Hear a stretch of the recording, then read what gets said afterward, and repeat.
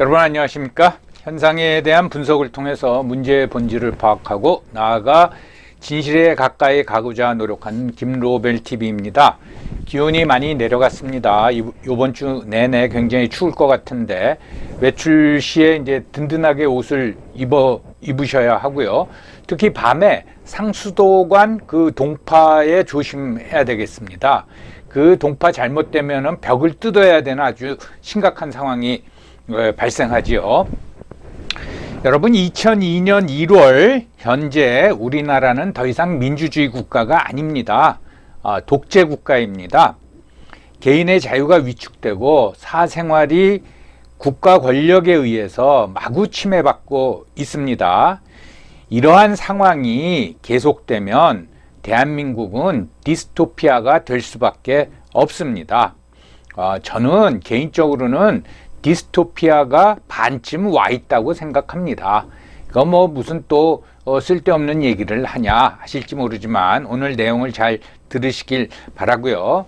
여러분들 특히 최근 언론사 기자들이나 정치인들 심지어 그냥 평범한 민간인들의 통신 기록을 국가수사기관이 무차별적으로 조사하고 있다는 뉴스 보도를 들으셨을 거예요. 이거 무지하게 심각한 일입니다. 그 문제에 대해서 오늘 살펴보도록 하겠습니다. 먼저 통신기록 조회입니다. 이 통신기록 조회가 뭐냐면은 그 통신한 상대방의 통화자를 이제 파악하는 거예요.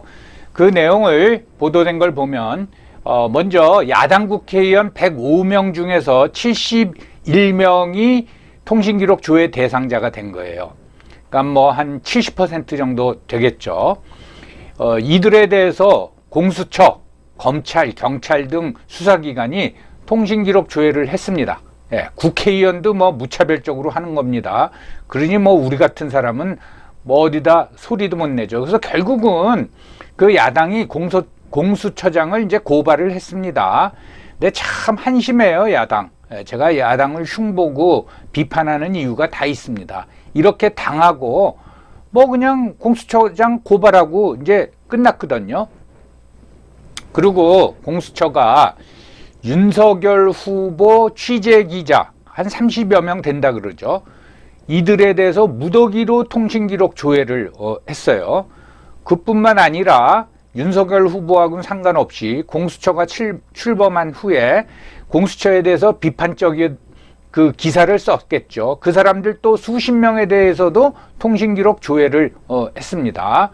그 와중에 일본의 그 아사히 신문사 한국 지부 또는 지국 거기 이제 직원 또는 기자에 대해서도 통신기록을 조회를 했고 그뿐만 아니라 민간인들 뭐 카페 회원들 이런 사람들에서 무차별적으로 통신 기록을 조회를 했습니다. 그래서 이 카페맘 그냥 평범한 아주머니인 것 같아요. 그 통신 기록을 자기가 조회당했다는 거를 인지하고 나서는 막 겁에 떨더라고요. 그러면서 야 이것 때문에 뭐 우리 애들이 취직에 어떤 불이익을 받는 거 아니냐 그런 이 반응을 보이는 거를 봤습니다.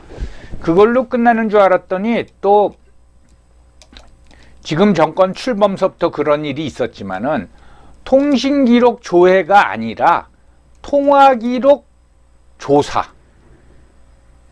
뭐 용어를 바꾼 건 아니겠지만 여러분들도 이제 신문 보도를 통해서 보셨겠죠. 감사원에서 무슨 문제가 있었는지 내부 제보자 색출을 한다 하는 이유로 감사원 사무총장 이하 고위 간부 31명 전원에게 6개월치 통화기록을 제출받아서 조사를 했다고 합니다. 이 자기 통화기록은 자기가 신청해서 받을 수가 있습니다. 그러면 그걸 이제 본인들이 그 31명이 자기가 신청해서 받아가지고 그 감사원 어떤 그 조사하는 부서에다 제출하겠죠. 여러분 감사원 사무총장은 장관급입니다. 이건 무지하게 센 사람이에요. 원장이 있지만은 실질적인 감사 지휘는 사무총장이 다 합니다. 그리고 거기 고위 간부 31명이라 그랬는데 이게 1급 이상입니다. 그러니까 흔히 말하는 차관보 이상이 31명이에요. 전 또 감사원의 차관보 이상이 이렇게 많은 줄은 몰랐는데, 여러분 그 1급 차관보면요 무지하게 높은 거죠. 여러분들 군인으로 따지면 별 셋, 군단장 3스타가 차관보입니다. 예. 군대에서 별 셋이면 얼마나 높아요. 그런 사람들도 꼼짝없이 내라 그러니까 그 통화 기록을 자기가 제출을 한 거예요. 무슨 내부 제보자 색출을 한다는 이유로. 전 이걸 보면서 이건 말도 안 되는 거고, 이게 뭐 솔직히 얘기하죠. 감사원에서 누가 감사원장도 사무총장 보고 야 너 통화 기록 내 이렇게 했겠어요? 다른 곳에 지시가 있었겠죠. 그럼 감사원에다 대고 그런 지시를 할 수 있는 우리나라 기관이 어디 있겠습니까? 딱 한 군데죠. 야, 큰일이다. 그리고 또 이 사무총장이나 1급 이상 간부 31명도 한심하다. 뭐 제가 헛소리를 하는 게 아니라 저는 안 냅니다. 내라 그러면은 니들이 강제로 조사해라. 예, 라고 하지 저는 안 내요. 이게 현실입니다. 그런데 이런 통신기록 조회가 무차별적으로 이루어지는데 이게 그 연간 뭐 수백만 건이 일어난다는 거 아니에요? 수사기관으로부터. 근데 이제 국회의원들은 뭐 남의 일이니까 이런 거 신경 안 썼어요. 국민들이 얼마나 그 피해를 보는지. 그러다가 이제 자기네들이 당한 거죠, 요번에. 예. 그리고 기자들도 남의 일이다 하다가 자기네들도 당해가지고 요즘 이제 이거에 대해서 기사를 좀 쓰고 있습니다. 무슨 말씀인가 하면 이게 남의 일이 아닙니다. 내가 안 당했다고 난 괜찮아 할 일이 아니라는 말씀이죠. 그래서 야당 국회의원의 뭐 한 70% 정도, 그리고 뭐 기자 뭐 100여 명, 그리고 민간인 뭐 사찰이죠, 사찰. 뭐 이렇게 마구잡이로 그 통신 기록을 조회를 하냐라고 비판을 하니까 그런 수사기관, 특히 이제 공수처죠. 공수처에서 뭐라고 반응을 보이나 하면은 변명이 이거는 전기통신사업법에 근거해서 정당한 거라는 거예요. 그 38조에 의하면 재판이나 수사, 형해 집행 또는 국가안보에 해를 끼치는 것을 막기 위한 정보 수집 차원이라는 겁니다. 정보 수집 차원에서. 예. 그러면은 재판이나 수사, 형해 집행 또는 국가안보에 해를 끼치는 것을 막기 위한 거냐 아닌 거냐는 누가 결정을 하느냐? 그건 수사기관이 결정하는 거예요. 예. 그래서 전기통신사업자법에 따라서 공문으로 이런 수사기관이 공문으로 그 통신사, 그러니까 뭐 KT, 그 SK, LG 플러스 이런 데다가 공문으로 요청을 하면 전기통신 사업자, 그들 통신사로부터 통신 자료를 취득할 수 있는 거예요. 네, 영장이 필요 없습니다. 네. 그래서 그러면 어떤 자료를 주나 하면 통신사에서 그 번호에 따른 성명, 주소, 주민번호 이것만 해도 개인정보죠. 가입 및 해지일, 전화번호, 아이디 등 인적사항을 그 요청한 기관, 수사기관에다가 이제 보내줍니다. 그거 뭐 우리가 어디 그 무슨 뭐 인터넷 사이트 가입할 때 다 넣는 거 아니냐? 수사기관은 이런 인적 사항을 근거로 해서 신원을 파악하고 새로운 정보를 수집하는 거죠. 예. 이게 무서운 겁니다. 새로운 정보를 수집하는 거예요. 그 다음에 또 뭐가 있냐면 공공기관의 정보 공개에 관한 법률에서 이제 비공개 대상 정보, 그러니까 소위 말해서 정보공개법에 의해서 우리가 요청을 하면은 그 공공기관이 가지고 있는 수사기관을 포함해서 정보를 공개해야 되는데 비공개 대상 정보가 있습니다. 그게 뭐냐면은 진행 중인 재판에 관련된 정보와 범죄의 예방 수사, 공소의 제기 및 유지, 형의 집행, 교정, 보안 처분에 관한 사항으로서 길죠. 공개될 경우 직무 수행을 현저히 곤란하게 하거나 뭐 그런 사유가 인정될 만한 상당한 사유가 있는 정보. 여기서 또 문제가 뭐냐면은 상당한 이유가 있다 없다를 누가 판단하냐면 수사기관이 판단하는 거예요. 그래서 당신이 내 뭐를 그 통신 기록을 조회했냐 안 했냐 그거 물어보려고 그러면은 뭐냐면은 이거는 공개할 수 없다. 예. 이런 이유로 해서 우리가 판단하기에는 상당한 비공개할 상당한 이유가 있다. 해가지고 결국은 누가 정하느냐, 그것도 수사기관 자기네가 정하는 겁니다. 예. 그러면서 1년에 수백만 명의 그 통신 기록을 들여다보는 거예요. 예. 이건 뭐 우리의 통신 비밀은 이제 보장받을 수가 없는 겁니다. 자, 통신기록 조회는 거기까지 말씀드리고 이번엔 이제 금융거래 정보에 대해서 말씀드리겠어요. 여러분들 혹시 이런 거 받아본 적 있으십니까? 금융거래 정보 동의 제공 사실 통보서. 예. 요거 실제입니다. 자, 보세요. 금융기관에서 한 개인한테 보낸 겁니다. 금융거래 정보 제공 사실 통보서 하고 어떻게 돼 있습니까? 항상 저희 은행을 이용하여 주신 데 대하여 깊은 감사를 드립니다. 금융실명 거래 및 비밀 보장에 관한 법률에 따라 아래의 정보 요구 기관의 요청에 의하여 귀하의 금융거래 정보를 제공한 사실이 있음을 통보해 드립니다. 무슨 얘기냐? 내가 1년이면 1년 동안 금융거래한 거. 뭐 거기에는 이제 카드사에다가 보내면 카드 어디다 쓴 것까지 다 나와요. 예. 그거를 정보 요구한 기관, 수사기관이죠. 수사기관에 보냈다는 거예요. 자, 그러면 여기 나오죠. 정보요구기관, 서울중앙지검, 검찰청. 요거는요, 요 전화번호가 대개 있습니다. 그리고 뭐 담당 검사나 수사관 이름하고 전화번호가 있어요. 그 다음에 정보 제공 근거 하면 뭐 법률이 나오겠죠. 정보 제공 일시 언제 했다, 해놓고 정보 사용 목적 그러면 뭐라는 거 그냥 간단해요. 수사 차원서 요구했다 이겁니다. 이거예요. 그리고 뭐 2000년 몇 월 그리고 무슨 땡땡 은행장 이렇게 나오겠죠. 예. 이게 내가 어디다 돈을 썼는지 뭘 썼는지 뭐 내가 무슨 마약 거래하는 사람도 아니고 평범한 사람이 그 내용을 다 들여다봅니다. 그러니까 한 은행만 하는 게 아니라 전 금융기관 뭐 보험사, 카드사, 뭐 저축은행 다 할 수 있어요. 예. 해서 이 사람이 돈이 어떻게 돌아서 어떻게 나갔는지 자세히 들여다본단 말이죠. 이러한 이제 자료의 제공이라는 게 금융실명 거래 및 비밀 보장에 관한 법률 4조에 의해 가지고 나오는데 법원에 영장이 있을 때는 이 법에 따라 당사자의 동의 없이 정보 제공이 가능하다. 여기서 요거는 통신기록 조회보다는 안전장치가 있어요. 법원의 영장. 근데 수사기관에서 어떤 사건을 수사한다고 하면서 그 이름을 쫙 써가지고 이 사람들 금융거래를 우리가 좀 조사해야겠습니다. 그러면 거의 100% 나옵니다. 영장이. 판사가 뭐 이름만 보고 이 사람이 그 혐의자인지 아닌지 알 수가 없죠. 예. 그리고 수사기관에서 조사, 그걸 들여다봐야겠다. 그러면 허락해 준단 말이죠. 예. 그리고 또 재밌는 거예요. 별도의 통보 유예 기간. 그러니까 그 금융기관에서 그 정보를 금융거래 정보를 수사기관에 보내주고 나서 금방 본인한테 가르쳐 주는 게 아니에요. 당사자한테.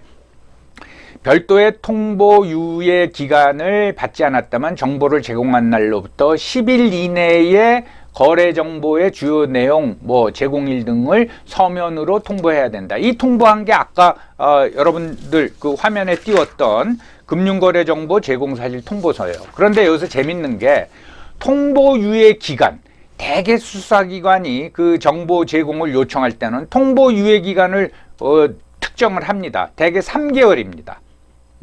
그러니까 내가 오늘 받았다. 2022년 1월 그 11일에 받았다. 그러면 석 달 전에 그게 온 거예요. 그러니까 한 10월 초쯤에 그게 된 거예요. 벙 찌는 거죠. 예. 아니 근데 진행자는 어떻게 그런 걸 잘 알고 그렇게 또 이 문제에 대해서 흥분하냐. 솔직히 말씀드렸어요. 제가 당했습니다. 전 당했다고 말할 수밖에 없어요. 예. 제가 무슨 혐의를 받은 것도 아닌데 했어요. 예. 그것도 각각 2차례 당했습니다. 그 통보서를 받으니까 황당하더라고요. 이건 뭐지? 그래서 한 번은 제가 그 금융거래조회 그거를 이제 통보서를 받고서는 거기 나와 있거든요. 그 경찰에서 했습니다. 뭐 말씀드리죠. 경기도 보안국 무슨 경산지 경위가 했더라고요. 그래서 전화를 했습니다. 전화를 했는데 이틀 동안 전화를 안 받아요. 그 사무실 전화일 텐데. 그래서 제가 경찰국에다가 그 경찰청이죠. 전화를 해서 누구누구를 찾는데 이 전화가 안 된다. 다른 전화번호를 좀 가르쳐 달라 해서 유선 전화를 받아가지고 전화했더니 받더라고요. 그래서 제가 얘기했죠. 쉽게 말하면 따졌죠. 도대체 나에 대해서 그걸 왜 들여다봤냐? 난 뭐 경기도하고 난 서울에서만 사는데 경기도하고 상관이 없는데 그랬더니 뭐 변명을 하는 거예요. 무슨 뭐를 조사하는데 무슨 경제 사건이었다고 그럽니다. 동명이인인 것 같습니다. 뭐 이렇게 변명을 해요. 그래서 내가 아니 보안국이 간첩 잡는 데인데 왜 경제 사건을 당신들이 조사하냐? 그랬더니 또 뭐 변명을 해요. 그러니까 무차별적으로 하는 거예요. 왜 제 금융 거래를 그 경기도 보안국에서 들여다봤는지는 아직도 이해가 안 가요. 그래서 제가 그랬죠. 내가 이번 일은 그냥 끝나는데 다음에 또 이런 일이 있으면 내가 그 국가권익위원회에다가 내가 신고해서 조사하게 내가 하겠다. 그렇게 한 적이 있습니다. 그리고 간첩이나 잘 잡으라고 그러고 끊었습니다. 정말 기분 나쁩니다, 이거. 그리고 아무런 혐의나 그런 게 없어요. 그냥 그냥 쥐들이 이름 올려가지고 판사 영장 받아가지고 뭐 큰 사건이 있다 그러면은 자기네들이 뭐 이름 뭐 수십 명 올릴 수도 있는 거 아닙니까? 거기에 끼워 넣어가지고 들여다 보는 거예요. 그리고 내가 경기도까지 그렇게 이름이 난 사람인가? 왜 나에 대해서 궁금해했는지 저는 이해가 안 갑니다. 이 문제를 가지고 뭐 제 흥분하는 건 아니고 영상을 드린 이유는 이게 디스토피아의 도래입니다. 나의 사생활이 없어지는 거죠. 그러니까 그 조지 오웰이 쓴 1984 그걸 디스토피아라고 그러지 않습니까? 뭐 1984는 벌써 한 40년 가까이 됐으니까. 그래서 저는 그거를 포스트 1984라고 합니다. 새로운 디스토피아가 이제 오고 있다라는 거예요. 여러분 이건 절대로 남의 일이 아닙니다. 무차별적으로 합니다. 그래서 나는 아니겠지. 내가 잘못을 안 하면은 되겠지. 라고 생각하지만은 그게 내가 잘못했건 안 했건 상관없어요. 수사기관은 그냥 들여다보는 거예요. 그러면 들여다보면 어때? 여러분 한번 당해보세요.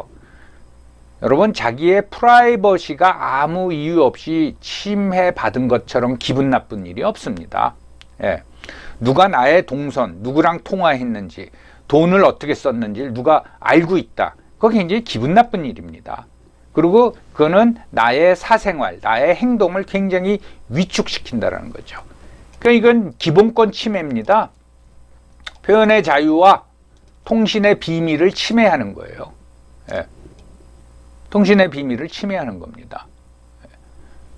뭐 제 경험은 아니고 이거 금융거래 이걸 한번 당한 친구는 그랬대요. 무슨 일에 연루됐는지 안 됐는지 모르지만은 수사관이 전화를 해가지고 뭐 이렇게 물어보면서 뭐 참고인으로 물어보면서 뭐 선생님은 중국집을 좋아하시네요. 그럼 카드 내용 실적을 본 거죠. 그 얼마나 기분 나쁘겠어요. 그런 일을 당하면은. 그리고 이 개인정보라고 하는 거는 정보 공개와 제공의 권한은 본인이 갖는 거죠. 근데 이거를 막 금융하고 통신, 우리 경제 생활에서 또는 우리 생활에서 제일 중요한 게 이제 통신하고 금융 아닙니까? 여러분들 자녀들한테 너 오늘 누구랑 통화했어? 그거 좀 보자. 그러면은 애들이 좋아해요. 싫어하죠. 우리 본인도 마찬가지죠. 이러한 그 자기 결정권을 침해하는 겁니다. 그래서 더 이상 프라이버시는 없습니다. 이렇게 무차별적으로 조사를 하면은 프라이버시는 없습니다. 그렇다면 대한민국은 더 이상 자유국가가 아닙니다. 자유가 없는 국가는 뭡니까? 집권 세력이 독재하는 독재 국가죠. 여러분들 얼마나 한번 생각해 보세요. 제가 유튜브를 이것 때문에 시작했다고 여러분들한테 말씀드렸는데, 유튜브 이제 무슨 누가 백신 어떤 비판하는 영상 무조건 삭제해 버립니다. 예. 심지어 제가 이제 백신 패스에 관해서 올린 것도 버그를 걸어버려요. 제 시청자나 진짜 말 그대로 듣보잡 유튜버 아닙니까? 그런데도 버그를 걸어버려요. 예. 겁주는 거죠. 예. 아주 심각한 상황이라고 저는 생각합니다. 예. 그래서 이게 포스트 1984 디스토피아가 벌써 왔다. 그럼 누가 빅브라더냐? 이거에 대해서 우리가 곰곰이 이제 생각을 해봐야 될 것 같습니다. 다시 말씀드리지만 제가 작년 3월 유튜브를 시작하면서 올린 첫 영상이 디스토피아란 무엇인가였습니다. 5차례 걸쳐서 굉장히 긴 영상을 시리즈로 올렸는데, 사실 저는 누가 정권을 잡던 그런 데는 관심이 없습니다. 이 같은 디스토피아의 도래가 가장 걱정이 됐습니다. 그래서 이래선 도저히 안 되겠다. 그래서 이제 제가 작년 2021년 3월서부터 유튜브를 시작한 이유가 되는 겁니다. 그러니까 내용이 재미가 없죠. 밤낮 디스토피아 얘기하고 그러니까. 여러분, 자유가 박탈당하고 국민의 사생활이 국가에 의해서 감시당하고 통제받는 세상이 이제 온 겁니다. 예. 그 통제하는 사람들은 대장동 사업과 같은 주택 사업을 통해서 아파트를 분양받은 사람들로부터 합법적으로 1조 8천억 원을 가져갔어요. 예. 저는 이걸 요전 영상에서 강탈이라고 표현하지 않았습니까? 그리고 여러분, 지난 2년 동안, 20년, 21년, 2년 동안 우리가 얼마나 많은 자유를 빼앗겼습니까? 백신 패스가 없으면은 식당도 못 가고, 극장도 못 가고, 마트도 못 가고, 도서관도 못 가고, 학원도 못 갑니다. 내가 가기 싫어서 안 가는 거하고, 내가 갈 이유가 생겼는데 못 가게 하는 거하고는 차원이 틀리죠. 예. 밥 먹다가도 9시가 되면은 자리에서 일어나야 돼요. 예. 주인은 문 걸어야 되고 닫아야 되고. 자영업자들이 죽던 말던 상관도 안 해요. 무자비하게 밀어붙이는 겁니다. 여러분, 돈도 뺏기고 자유도 억압받으면 그게 노예랑 다른 게 뭐가 있습니까? 우리들 모두가 노예와 같이 국가 권력에 끌려다니는 게 그게 바로 디스토피아입니다. 이것을 어떻게 막을 수 있을까요? 우리가 좀 더 각성하고 상황의 심각함을 우리가 인식해야 됩니다. 그리고 항의하고 저항해야 됩니다. 그렇지 않으면은 우리 다음 세대는 포스트 1984 디스토피아에서 노예처럼 살 수밖에 없습니다. 여러분, 오늘도 시청해 주셔서 감사합니다.